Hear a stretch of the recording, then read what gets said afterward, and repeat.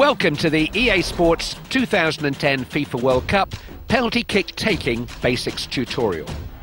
Let's go over everything you need to know to be a prolific scorer from the penalty spot. The two most important decisions you will need to make as you prepare for a penalty kick are where you want to place your shot and how much power you want to get behind it. First, let's take a look at the power. To power up a shot and start the run-up, press and hold the circle button. The faster your shot is, the more difficult it will be for the goalkeeper to read the trajectory and react to the shot. Fast shots also have the advantage of making it harder for the goalkeeper to keep the ball out of the net, even if they manage to get a hand on it. The more power you put behind a shot, the more error it will have though, so be careful when deciding to blast one, as overpowering can result in missing the goal altogether. Instead, you can choose to press and hold the R1 button when powering up to take a finesse shot with the inside of your foot. Finesse shots are not as powerful as laces, but will have less error.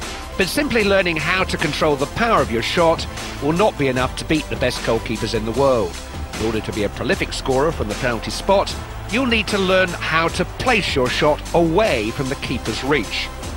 Let's look at how to place your shot using the new completely analog aiming system. By default, you start aiming at the middle of the goal. From the moment you press the circle button to start powering up for a shot, you can hold the left stick to move the aim anywhere inside the goal.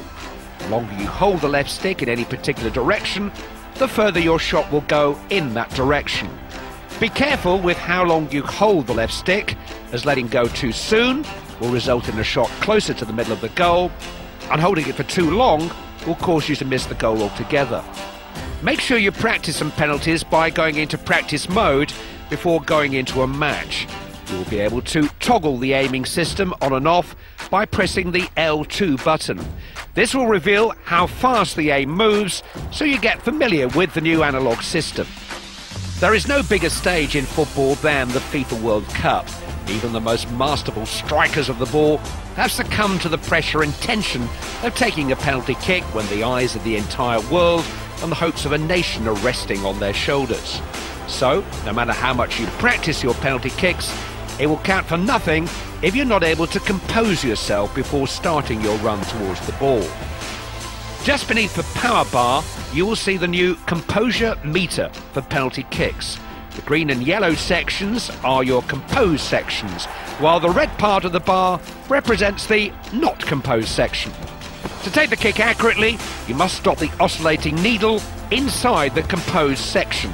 If you miss, the further you are from the middle of the bar, the more error your shot will have. The needle will stop the moment you press the circle button to start powering up for a shot.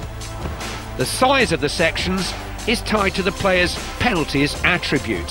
Successful players from the penalty spot will have bigger composed sections, giving you a greater sweet spot and therefore more room for error.